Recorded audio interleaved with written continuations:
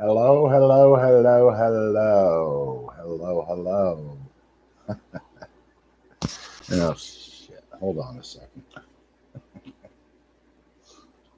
Not quite as organized tonight as I was planning on being, but you guys hear me okay?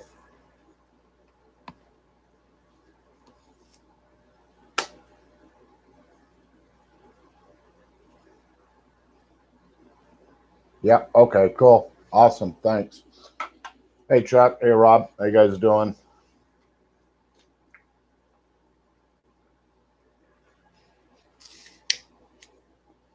All right. So, um, need a break from the television set, anybody? Oh, either way, my prayers go out for our country. Either way. Um, so I was meaning to come live sooner than this, um, but here we are. Since my last trip up to Crazy Town, I've had some more comments and um, more questions, and so I'm going to dive into that and start addressing some of that. The first one was from Josie Wells, and he says, "How come I don't show my camp? All I do is sit and talk. I don't show any videos of structures or anything." Um, Josie Wells, go back through my archives. I have plenty of videos of all my campsites, a lot of structures. You have to go back and look for them. I am not going to do tours of my campsites every single time that I'm out, um, for no other reason than I just, you know, I don't need to. I've done plenty of videos. If something happens on a trip that necessitates me doing a tour of the video or a video tour of the campsite, like I did just recently at Squatch Camp when we had seen the shimmering image, and the next morning found, correct me if I'm wrong, Chuck, 16-inch footprint. But so at times I will shoot video of the campsites, um, but I've done enough of that that I don't uh, you know I don't feel it's necessary. So if you're watching this, Josie Wells, go back through the archives. Click the button at the top that says videos. It'll give you, God, I don't know. I've got over 200 videos, I believe. Uh, I don't even know. I haven't done a count on them. But there are plenty of videos of structures. There's plenty of videos of my campsites, tours that I do, and I typically will do a tour of the campsite once a year. I didn't do it at Crazy Town this year. It was a little warm out, and I was more interested in sitting in the shade. So, to that, yes, I do make videos showing structures and what have you. And I'm trying to do this and keep an eye on the chat at the same time.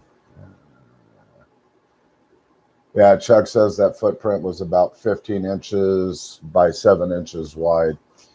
And, and one of the things that, I didn't discuss when I shot that video of that footprint, even though it was hard to see, is coming off the base of the tree, there was kind of a root structure. So the footprint was literally arched like this, where the mid-tarsal break is, which was very, very cool.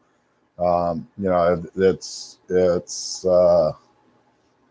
You know, one of those things that, you know, you can't fake, you know.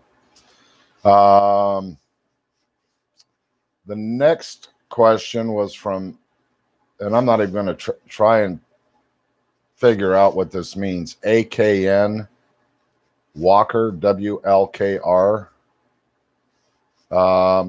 Could the coyotes be watching me, or could be watching and protecting me? That's a possibility, but I do not believe the coyotes are watching me and protecting me. I've had an incident with the coyotes. 3 different packs came in on me at the same time, and I was told that I needed to have a fire that night over and over and over again. And me being pig-headed, I didn't have a fire until it was time to light the fire because the coyotes. I saw no less than 30 dogs, and it was a moment in time. So could the coyotes be watching me or be protecting me? You know, I don't say anything is impossible, but with that, I don't believe so. It's possible, but I don't believe so. So that's my answer.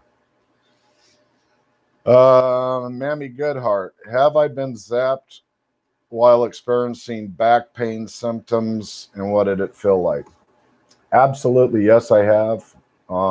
Multiple occasions. Sometimes the zaps are pretty powerful. Sometimes they're not so powerful. I will go into explaining what the zaps feel like, and then I will go into explain the issues with back pain and other physical pain issues that I have. Typically, the zap feels like a little electrical charge going across the head. Typically, that's primarily the way Chuck feels them. Wayne has felt them in his body. Rob has felt them in his body. My neighbor, you know, he's felt them a couple of times. But typically, it's like a little charge that goes across the forehead. When it's more than that, I will feel it sometimes into my chest and down into my legs and down into my feet. The stronger the zap is, it seems that the more the body that it affects. I've had it as strong as, you know, to where I was paralyzed. I couldn't move. I've had them knock me out. And you know, so the zaps, different kinds of zaps feel different. Some of them we refer to as little hello tingles, that, you know, hey guys, we're here type thing. And it's just this real light little goes across the head. And we call those little hello tingles, and that typically happens when they show up and we know they're there. For whatever the reasons are of why some are stronger than others, I think depends on the individual who is doing it to me or to us. I strongly believe that different individuals have different signatures with the level of intensity into the zap. Now, as far as, you know, I think what you were looking for, Mammy Goodheart, is have I ever had the pain relief from being zapped? From being zapped, no. Have I had them relieve my pain? Absolutely, 100%. I could go on and on and on for hours of different things that's happened to Chuck and that's happened to myself and other people that's been out with us. I think Wayne had some help on that level as well. But the healing or the pain relieving and all that is something entirely different than the zapping. And yes, and Rob says, I've actually felt it mildly in my body when close to Kevin when he has been zapped. I have to be close. Like an, oh, that does say arm. My eyes are bad. It looked like it says amp. Oh, yes, Rob. Um, so I hope that answers your question, Mammy Goodheart. DT, I agree with you 100% on this, but sometimes the way someone's speech is developed, especially when they're trying to think of what they're talking about, say a lot. Yes, I say a lot. um um um I try not to. I am very self-conscious about it, but it still happens. I will explain to you a little bit that with the issues that I have with PTSD, the thought process stutters or it'll stop. And that's where the ums come in, because I'm trying to stay on track with what I'm talking about. And so is what pops up. But it has more to do with uh, the way my mind works with the PTSD and trying to keep my train of thought in check. So, yes, I'm self conscious about it, but at the same time, it is what it is. Let's see. Easy Living asks, have I ever had mind speak? And I know I have some new viewers, quite a few new viewers. I will refer you to please go back and start watching my older videos. Yes, I've had mind speak. I have mind speak all the time. Sometimes it's more prevalent than others. Sometimes I get, they just start, and I got to tell them, hey, and one at a time or enough is enough. But yes, I get mind speak, and I've been getting mind speak for 3 years that I can confirm.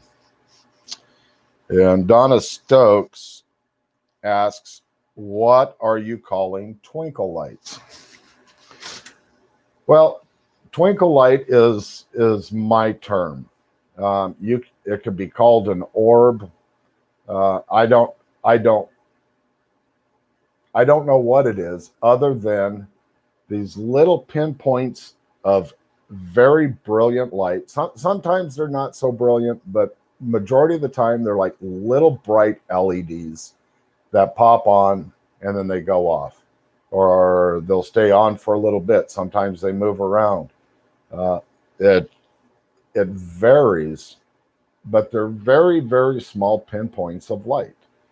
And I've seen orbs, and the orbs I've seen are completely different than what the twinkle lights are. The twinkle lights are extremely brilliant. Orbs, more of a glow to them. That's the best way I can describe the difference, other than the size of them. The orb, the first orb I saw was probably about that big around and bright red. I've seen orange orbs, and I think I've seen a green orb, but that could have also been eye glow. So as far as the questions and statements, that's what I wanted to address with this live video. Now, going into this last trip at Crazy Town, that was Chuck, Wayne, and myself. We went during the middle of the week, so I didn't even bother inviting Rob. Hey, Russ, good to see you in here, brother.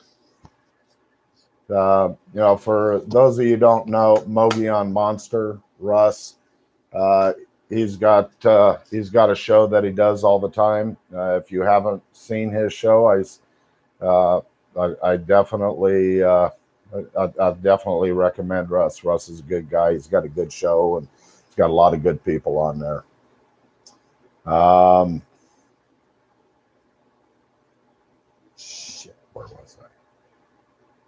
Oh yes, Crazy Town.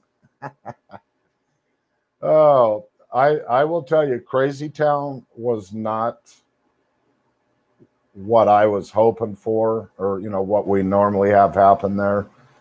Hence the name Crazy Town, because the activity that we've had there is just off the charts. Um, we did have some decent activity, but we also had skunks. We had two skunks that both nights decided that they wanted to join us for our night sit, and we weren't real happy about that, but we tolerated them. And no, they weren't sitting right there with us. They were just wandering all over the camp area, doing what skunks do, looking for something to eat. I literally had one walk within about 8 inches of me. Like, come on, guy, behave yourself. But we had the twinkle lights. uh, Wayne, are you there? Wayne, if you're there, correct me if I'm wrong on that. You saw, I want to say Wayne had saw uh, a dark image walk by in between a couple of trees. Uh, it's real hard to keep what happens on what trips together, but I believe it was on that trip um, that Wayne saw a figure walk by, a dark mass. I had seen one as well. Chuck and I had watched a distortion that was within about 10 feet of us.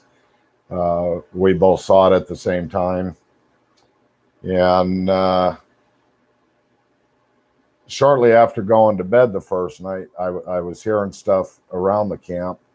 And my stove had got hit. And when, it's a Coleman camp stove, and they have a unique sound to them when you hit them because of the way the metal is and what have you. So I know that wasn't a skunk out there messing around. Um, they were in the kitchen.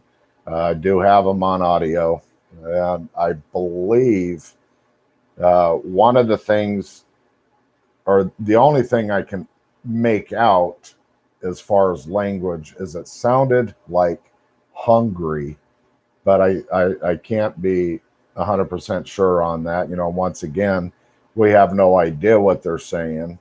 Um, we just, or at least myself, I try to assign what something sounds like. And, being that I predominantly speak English, a lot of bad English, and I speak redneck, and I speak a little wee French. That's part of my bad English. I speak a little Spanish, not very much and not very good. But, so when I hear these things on the audio, I will assign to me what they sound like. But that does not mean that that's exactly what they're saying, other than the time they said my full name or said, "I'm working, Kevin." That was plainly English that they were speaking. And but so I had that the first night, and the second night it was pretty much the same stuff going on. We were seeing some twinkle lights, and I think it was that second night that Chuck and I both saw the distortion at the same time. Was that the second night, Chuck? I know you're there.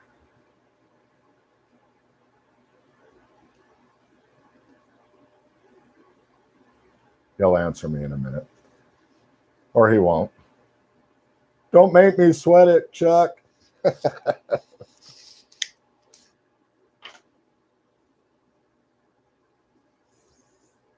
Well, I know we saw it both nights, but that night when I saw it, you saw it, but Wayne couldn't see it. It was directly in front of me and directly in front of you, the way we were sitting right on the other side of the fire. And I think the reason Wayne couldn't see it is because of the background that was behind or in the direction of Wayne's view. But okay, yeah, second night was when that had happened. And so we had really good activity. Got the name of another one. I know I haven't talked about getting names very, very much, if at all. But I think we're up to, we know the names of 22 different individuals. But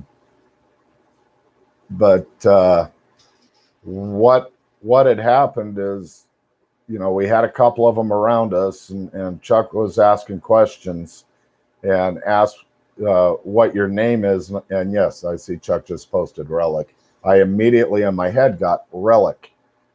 And, so that was the most recent one at that campsite, out of all the places that we've been. And so, the activity wasn't as intense as what we're used to there, but we still had good activity. Chuck had some activity inside his van. They were working on him. I'm not going to go into it. If you guys have questions for Chuck about it, yes, Tureen was there. I didn't mention that. Tureen is one of the females there, and she was there and got introduced to Relic.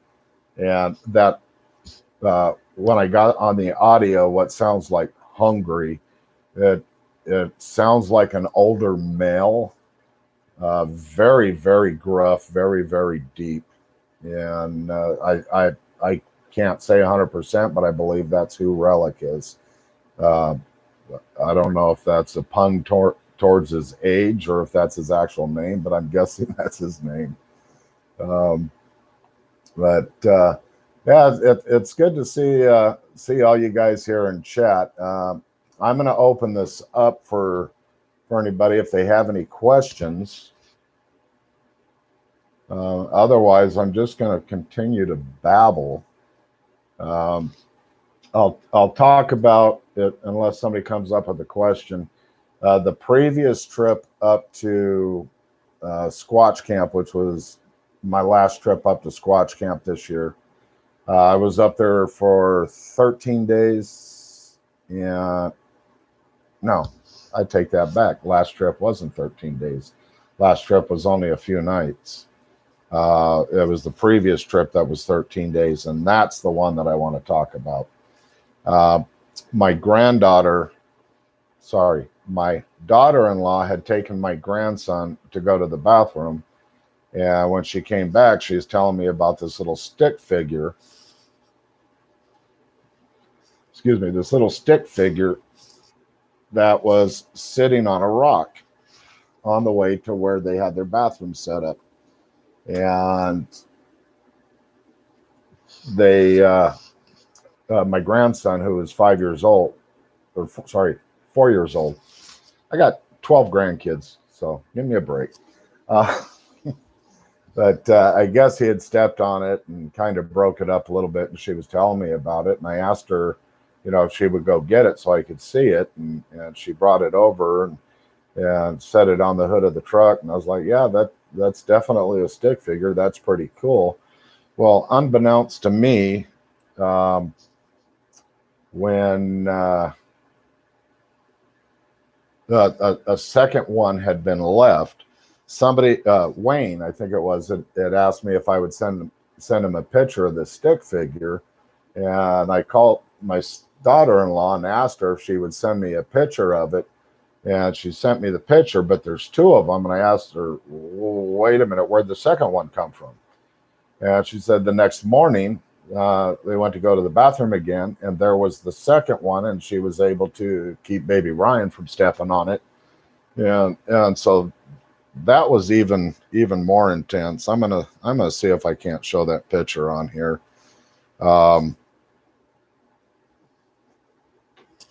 Let's see. I don't know how well this is going to work out with light and everything, but there they are. The one that's on the left-hand side is the one that got broken, and the one on the right-hand side is the one that was found the second morning or the next morning. So Squatch Camp never ceases to amaze me. But she had asked me, or I asked her, I said, "You're taking that home with you?" And she goes, "I wasn't going to." I said, "That was a gift. You need to take that home." And she says, "Well, how do you know it was for me?" And my response to her was, "Well, you're the one who saw it. What made you look down at, on top of this rock and see it?" And, so she just kind of, raised her eyebrows and thought, yeah, no kidding. And so she took them both home. And, it's just super cool that, other people in my family are now getting gifted as well.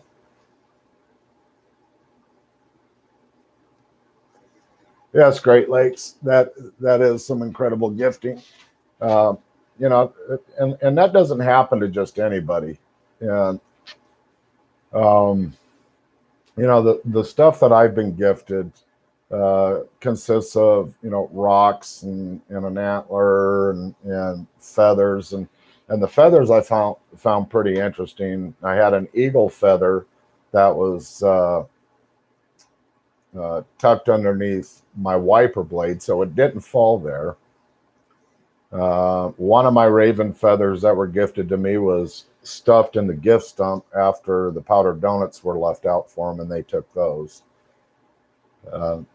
But even a Christmas ornament, I found a Christmas ornament in a tree that wasn't there the day before. Go figure.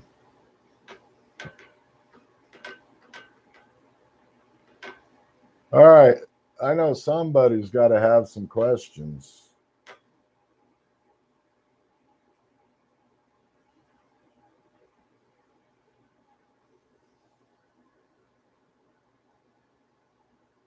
Give it a second here. Somebody?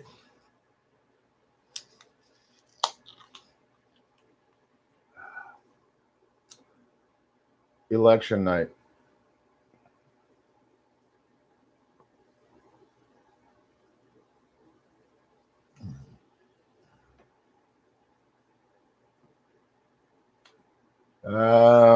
I'm guessing that's you, Wayne, WWD0930. Are we going back to Crazy Town? Hopefully soon after the election. Right now, it's we got a cold front coming in next week, so it's going to get cold up there. But I don't see that at least for the next 2 weeks or 10 days anyway. 10-day forecasting, all that great.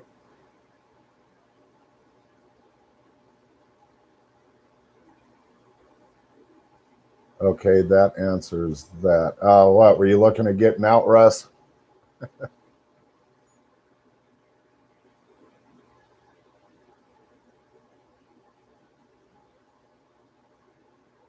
Do you think those Bjorn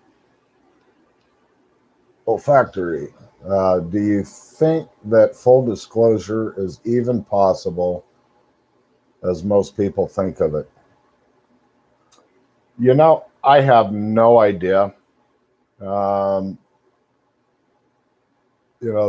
whole disclosure thing.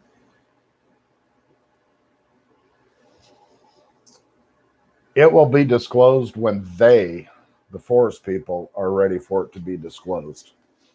And that's all I have to say about that. As far as the government, I think the government and the powers that be are doing everything in their power to keep this subject off the charts. And the reason I say that is because it's going to take the evolutionary theory and Darwinism and bounce it out the door. And they've got way too much money invested into into that frame of mind for them to back away from it, and anything that challenges that, they don't want nothing to do with. That's why you don't see this subject seriously talked about with mainstream academia, other than they have to be a big ape, Gigantopithecus. It's no, sorry, folks, you're wrong. It doesn't have to be that. You have to keep your paradigm, or you have to keep your options open. Don't let your paradigm dictate your experience. Let your experiences dictate your paradigm. No, Russ, I don't think that I'm done for the season. I'm sure we're going to get a good warm spell come in, and I definitely want to get back up there. I've got my neighbor chomping at the bits to get out, and I've got, I know Rob is dying to get back out over there to Crazy Town, and we all are. There's another area up by Crazy Town that I want to go to, but right now the Forest Service has it locked and closed. And so, and Wayne, you know where I'm talking about.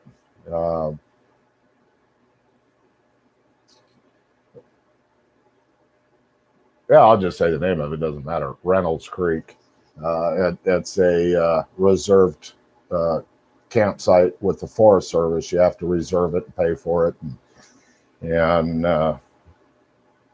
because of the CV19 pandemic, it's closed down. People that allow their paradigm to dictate their experience do not deserve or cannot be trusted with the truth. Amen. And that's the biggest thing is, I've taken all preconceived notions and I've thrown it away, and I am learning about who and what they are from them and nobody else. There's been people who's been instrumental into where I'm at right now, but I am at the point where I'm not patting myself on the shoulder, even though I'm patting myself on the shoulder with almost 7,000 hours out in the field in the last 3 years, that I'm really starting to know what I'm talking about without having a single clue of what's going on, if that makes any sense. Now, there was a question on here earlier.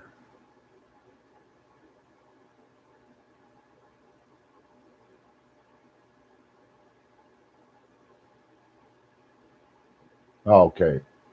Chuck wants me to talk about Reiki. Well, what would you like me to talk about, Chuck? Reiki is, okay, I have to go back to the beginning. And the very first two individuals that I learned the name from was clear back at the beginning of this, and it happened in a very lucid dream, and it was when the Alpha came up and introduced himself to me as Eadengon, and he says, and this is my mate Eadengen. So it's the same name, just a female version. And hold on a second. I got something. I got to get rid of this. My phone's on silent, but I got a phone call coming in. I got to see who this is. So give me just a minute, please.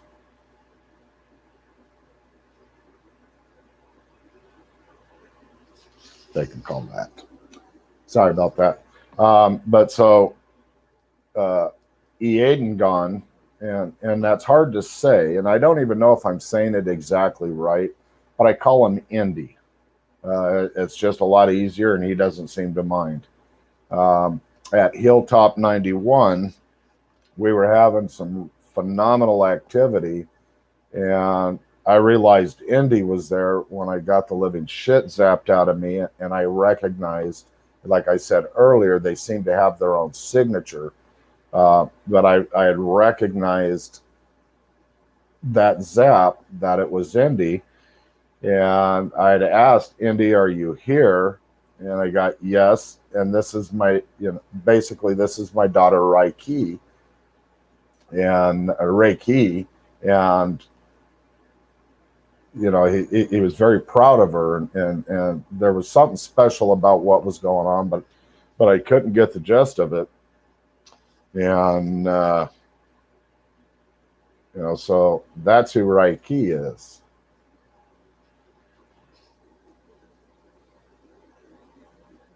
All right, Russ. I should be done with this, and maybe I'll peek on and have a listen. But yes, Mogollon Monster, WTF live on YouTube, and Russ's show is really good. I've been on there several times, and Russ has actually been out on site at Hilltop 91, and I did an interview with him over in a different location up there on the rim, because I forgot he was coming back by the campsite, and I missed him, so we went and ran him down. But yes, much support for Russ and the Mogollon Monster.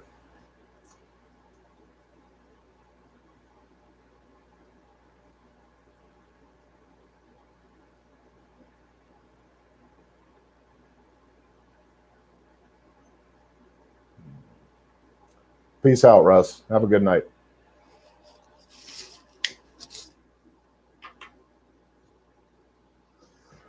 Yeah, I just figured I would come on tonight, get myself away from all this political bullshit that's going on. Um, you know, I don't care what side you're supporting. Everybody has their right to support whatever side that they choose to support. Um, my fear, or my concern, I shouldn't say fear. My concern is what's going to happen after the election. Uh, because I feel this country, the mainstream media and Hollywood has done their job and divided this country, um, to a point where I don't think it's recoverable. Um,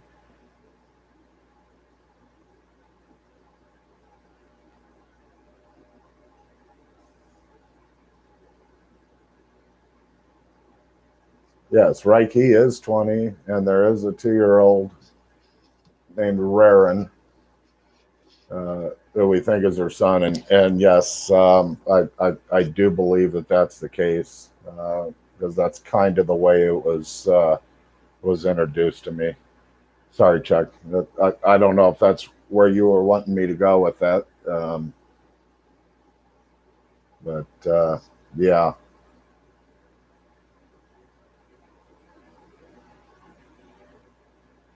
But anyway, so I figured I'd come on here and get my mind off of all this crap, and hopefully have some interactions with you folks. I'm sure somebody out there, you guys got to have some questions about something. Uh, I don't care how off the wall you think it might be, or how ridiculous, or or whatever. You have your questions. Please ask. If I can answer them, I'll answer them. If I can't answer them, I'll tell you I have no idea. Or if it's something that I have somewhat of an idea about, I'll tell you what my thought process is. But you know, I have a lot more questions than I do have answers to. But you know, come on, guys, don't be shy. Ask some questions.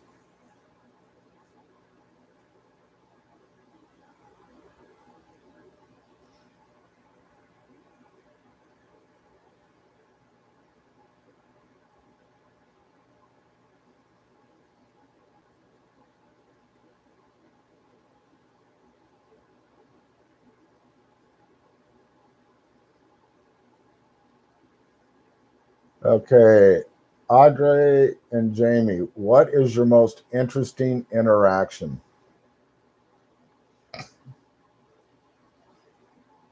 Mm.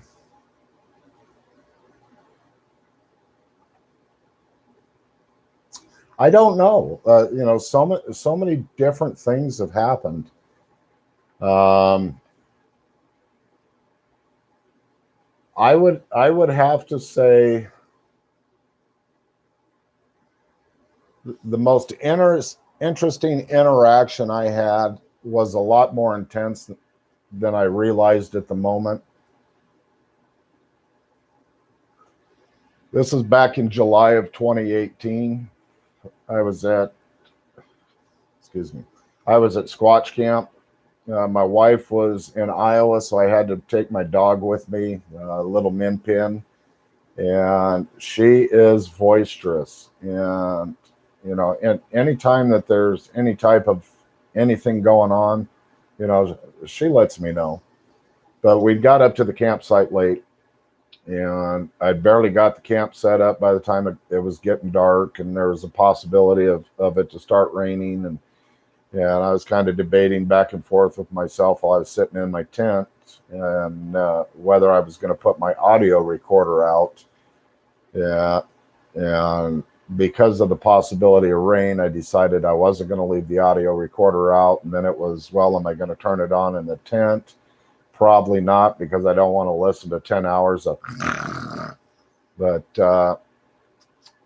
I decided, what the hell, I'm going to turn it on anyway. See if I catch anything.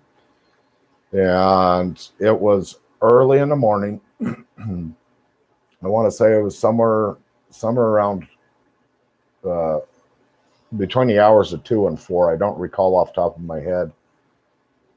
But I got woke up. I got a pretty good sized tent. It was an 8-person tent. I'm sleeping on a queen size air mattress that's 18 inches tall. It's a double stack air mattress. But I got woke up to being flipped over onto my back. And when I say flipped over onto my back, like when you're going to change a baby's diaper and they're laying on their belly and you flip them over onto their back, I got flipped over onto my back like that and slid sideways on the air mattress. I couldn't move. I couldn't talk. And all I see is this shimmering image. A lot of people like to call him a cloaked Bigfoot. I hate the phrase cloaked. But it was there nonetheless. And I couldn't move. I couldn't talk. And I was trying to force words out. At first I was like, am I awake, or is this a dream? And, no, I'm wide awake, and I'm looking at this and I can't move. And I'm trying to force words out. And finally, after a few minutes, I'm able to start getting some mumbles like, yeah, I was getting that out. And at the same time, I kept thinking, stop, something to the effect of, stop doing this. I'm uncomfortable. And it had stopped. And the first words out of my mouth, as soon as I could talk and start moving again, was, who is that over me? And you hear a click. I was like, is that you, Indy? Well, outside of my tent, a little farther off, I could hear Indy respond with a click. Now, there was, I want to say 6 or 7 of them outside my tent moving around, and, just little chatters and clicks and pops and footsteps and heavy breathing. Yeah, I'm laying there, and then all of a sudden, it was gone. And I sat up, and I sat there for a couple of minutes trying to wrap my head around what had just happened.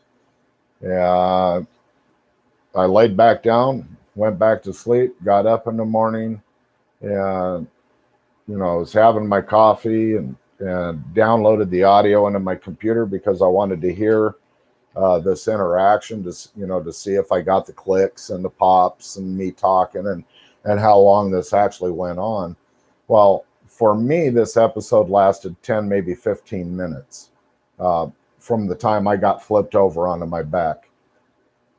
This was an hour and hour and 6 minutes of when they first showed up, and the clicks and the pops and just all the different noises that they make, and the shuffling around and the footsteps.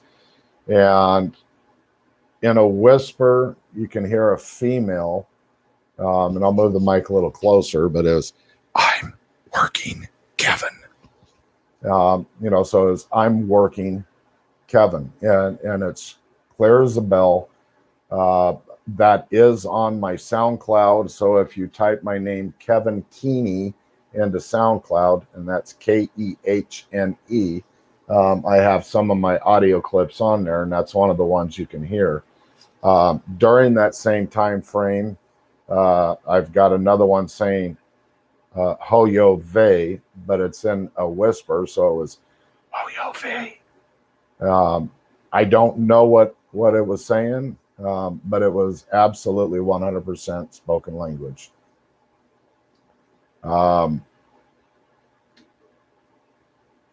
So that's probably the most intense interaction that I've had. Now, I've had so many other things that, it's kind of like you have to classify. What was your most intense interaction with this or with this? Or, have you, because a lot of it is really intense.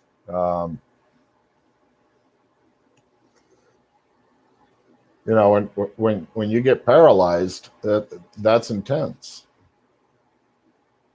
I had, back at the very beginning of this with Chuck, I think it was our second trip out. We had one over on the east side of the camp because I could hear him clicking and popping over there. And and Chuck and I just barely had met each other. We'd only known each other maybe a couple of weeks. And I said, "Well, I'm walking over there. I want to see how close I can get." And I got to this one particular point, and I got in my head, "You've gone far enough," or "Don't come any closer," or something to that effect. And so I'm telling Chuck, and he goes, "Well, are you going to come sit back down?" And I'm like, "Nope." And I took 3 more steps, and I was frozen in my tracks. Couldn't move my arms, couldn't move my legs. I mean, I could move my head, I could think, I could talk. It was just like I was in a glue trap. I couldn't move.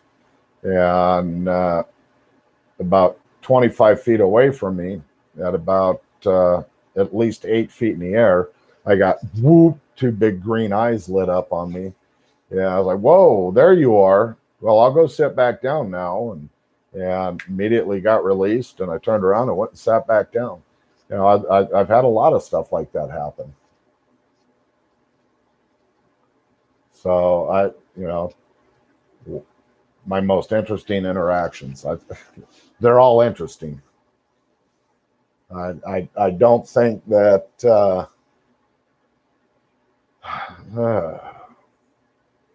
that I have a favorite incident that had happened, other than the first time I heard him talk, and that was out loud. I was down in Squatch Valley.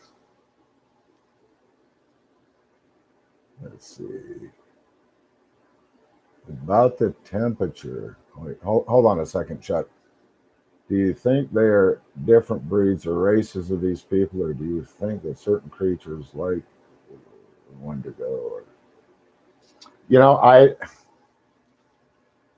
I don't know. I know that all the ones that I'm dealing with are all primarily the same. They call themselves the people. They are a type of people. They have very, very, very strong structure. They have rules that they have to follow when interacting with us. We've been told that. They are much smarter than we are. They possess a level of love that especially for each other, that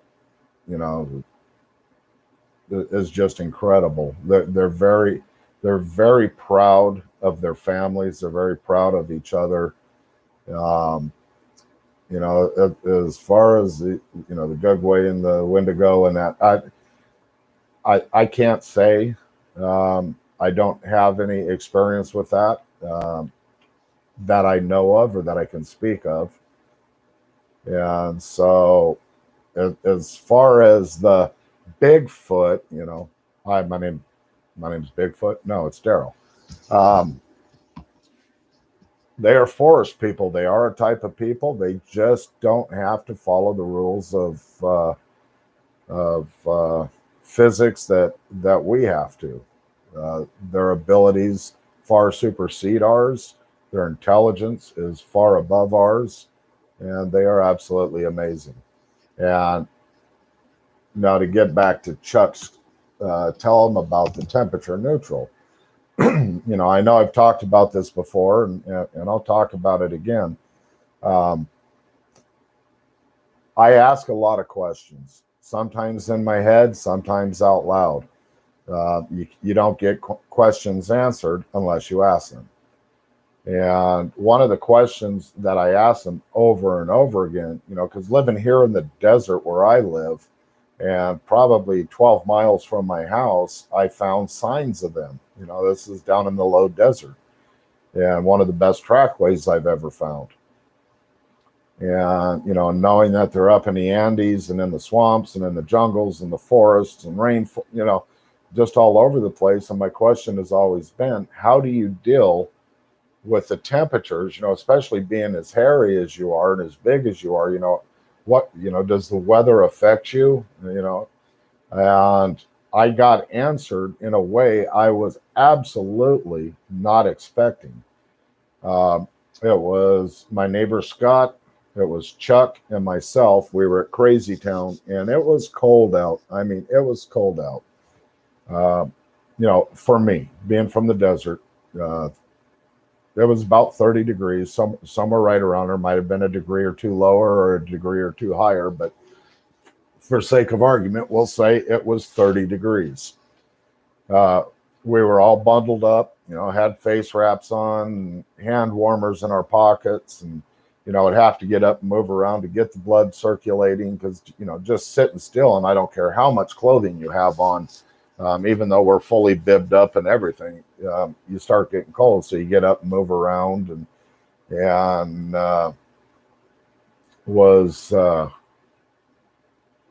was sitting there, and I didn't have gloves on. I had my hands in the pockets of my coat where I had my hand warmers, and all of a sudden I couldn't feel the hand warmers. And I started thinking, well, I've got a little neurological issue going on, but I could feel the texture, but I couldn't feel the temperature. And then it went up my body, or, up from my hands to the top of my head and down my body to where even my feet weren't cold. I could not feel any temperature. I could not feel the cold. I could not feel heat. It was like temperature did not exist. And so I'm explaining this to Chuck and my neighbor Scott, what I'm feeling. And Chuck kind of pops off and goes, "Hey guys, can you do that to me?" Yep, they can, and they did. Chuck went completely temperature neutral as well. So,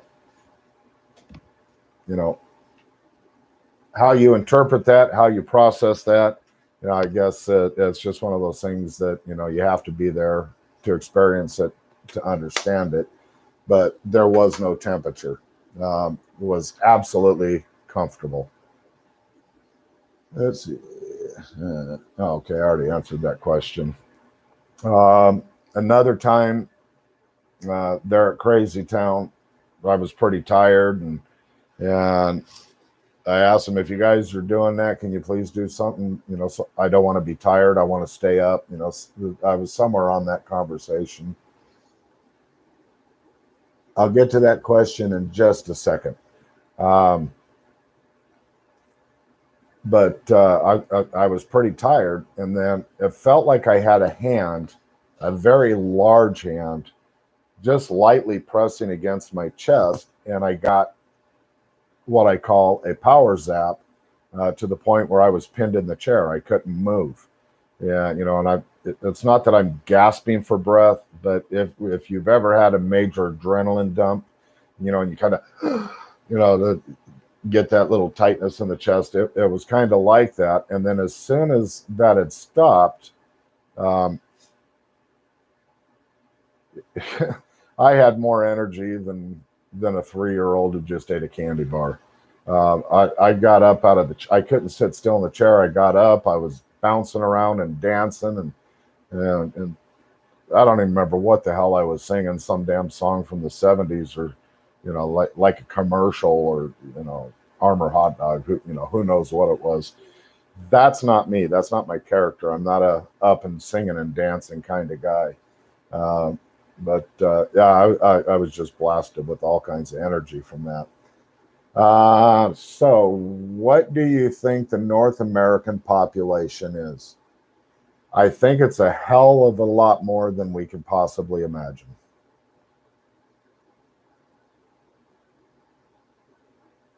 Yeah, Chuck says that was funny, very un-Kevin-like. Yes, it was. The North American population. I don't even know what the population of them are in my research areas, even though I have a pretty good idea. Indy's family started out with 7, then it went to 8, and that was 2 years ago when Rikey's little one was born.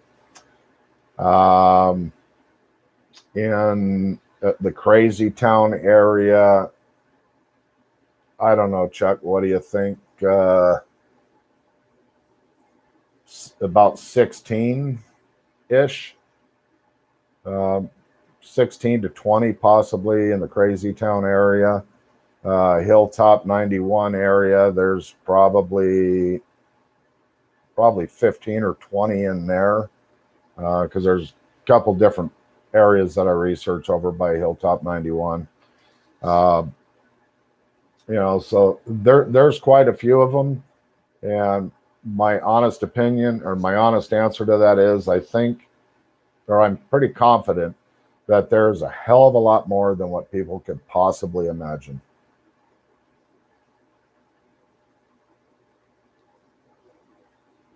Yeah, probably more than that at Crazy Town.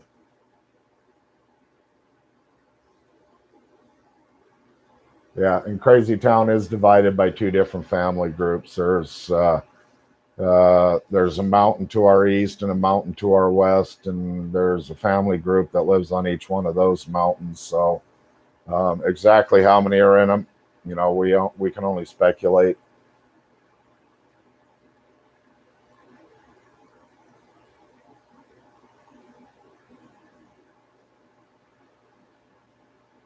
I don't know, Chuck. Do you want to throw something up there? What you believe the North American population is? And the reason I'm asking Chuck has been doing this a whole heck of a lot longer than I have as far as the research.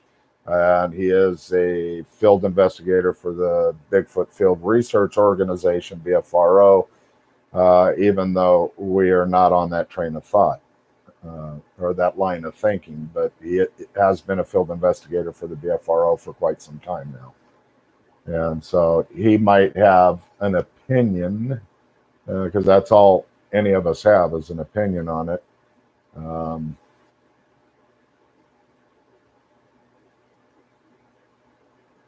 I'm pretty sure Chuck's answer is going to be the same as mine, a hell of a lot more than we possibly think.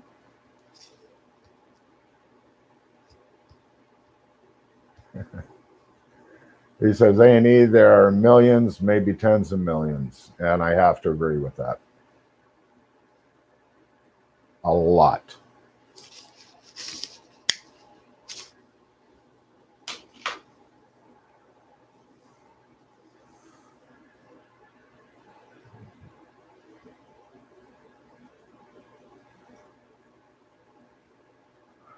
Have any of them ever let you know when they will be known of by the general population? No, and I don't think that they have any care or concern one way or another whether the general population believes that they're there or not. They pretty much want to be left alone, because they're so deeply engrossed in love with each other, respect for each other, trust for each other. Trust is extremely high with them, and we're a bunch of, no, this isn't a kid friendly show, so we're a bunch of fucking idiots, is what we are. Uh, they're just so far above us that um, I don't think they could care one way or the other whether they're known or not known. And I think they prefer to not be known so they can be left alone.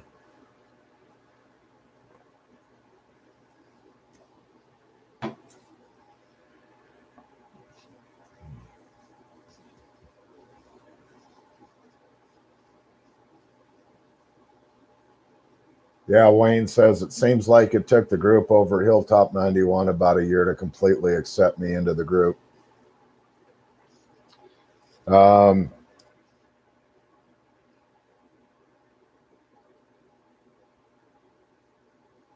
I think they accepted you before that. Uh, it's just a matter of being comfortable with you, I guess. I don't know. I don't have the answer to that.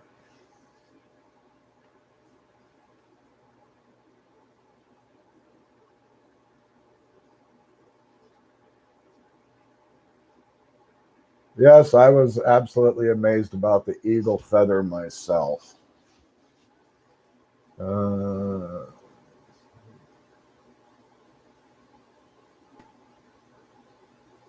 yeah, like Chuck says, when they see the way we tear up the planet, it's logical to assume that many of them don't like us much. And yeah, we're under the assumption that they live about 3 times as long as we do. So figure 250 years old. So if you have an adult alpha who's 200 plus years old, especially here in Arizona. He was here before the Anglo-Saxons came in, before white men got here and watched us execute Indians and watch us execute each other and watch us destroy everything and cut trees down and build roads and throw trash everywhere. And, you know, yeah.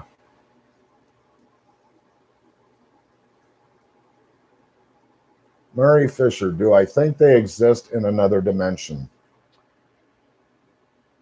Very possible.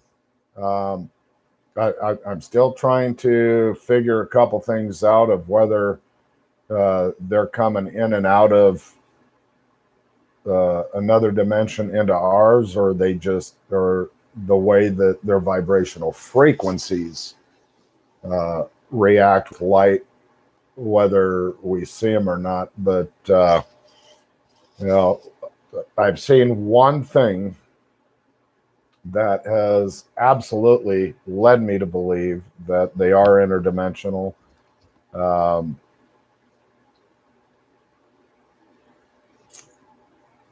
and I'll get into that in just a minute because I got. Do you think they? Sorry, just tuning in. Question: do you think they experience time differently? Well, if they are not in our dimension all the time, um, because time seems to be relevant only to our dimension, I would have to say yes.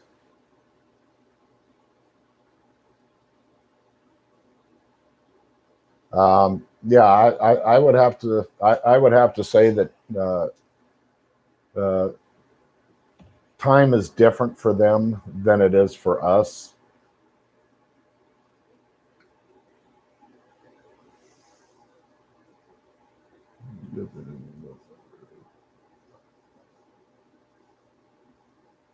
Yes, Audrey, I know that, and that's why that's one of my most cherished gifts from them.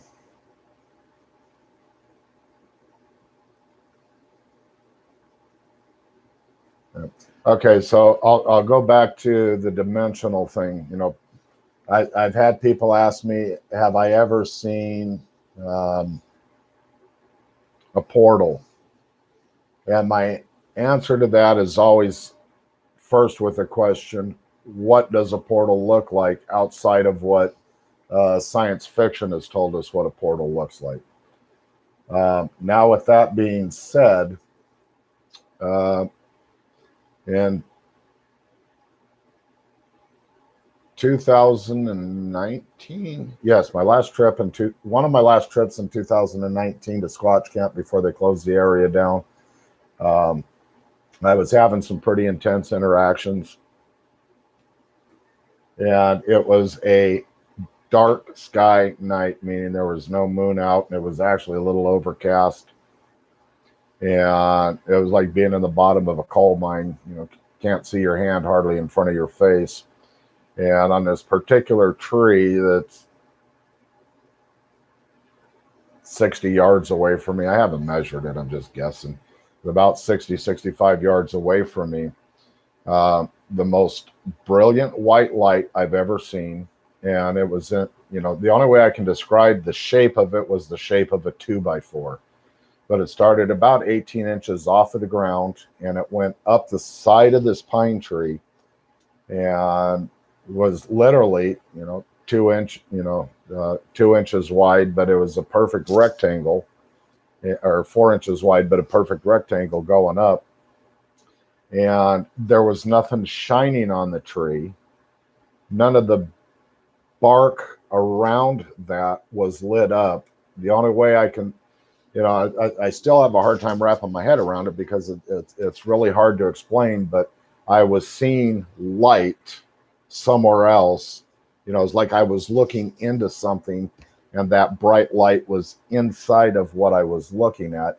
There was no light coming out, so it wasn't broadcasting any light outside of, this 2x4 shape on the side of the tree that went up, 16 inches off the ground and went up 8 to 10 feet. And that was just another one of those what the fuck moments for me. So yes, very possibly they are interdimensional.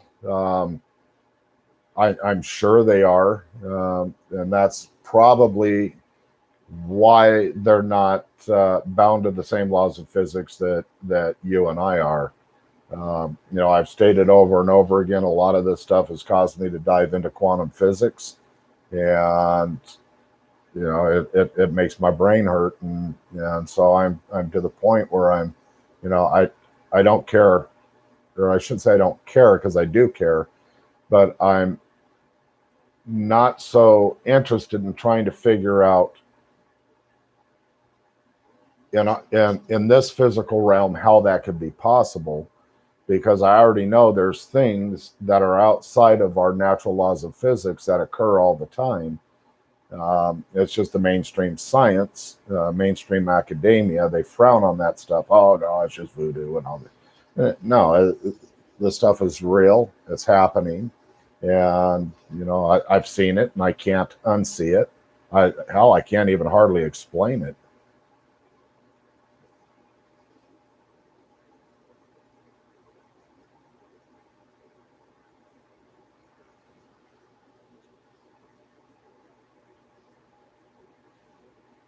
I'm glad you get what I'm trying to say, Barry, um, because it's when you don't have something.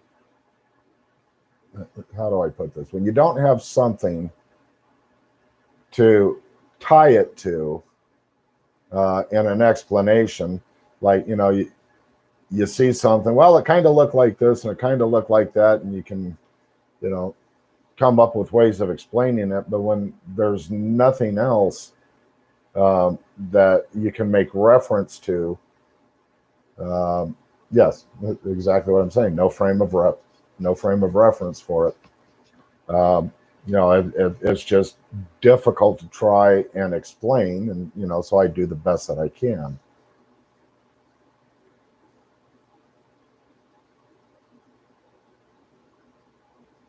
But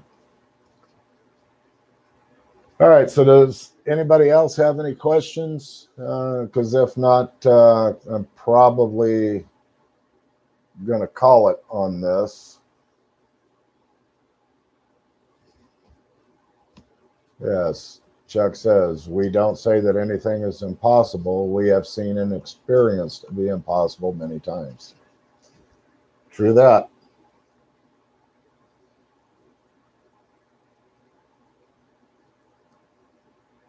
But if any, yeah, I'm probably going to call this a night because there's a couple other things that that I want to get onto and listen to. But before I go, I just I wish everybody peace and safety, especially in the coming days. Because who knows what's going to happen. Um, but I don't want to get into politics because I'm not into the politics. At least not on my channel. So anyway, if you guys have any more questions, just throw them in the comments, and I'm going to call this a night. And I love you all. Peace out.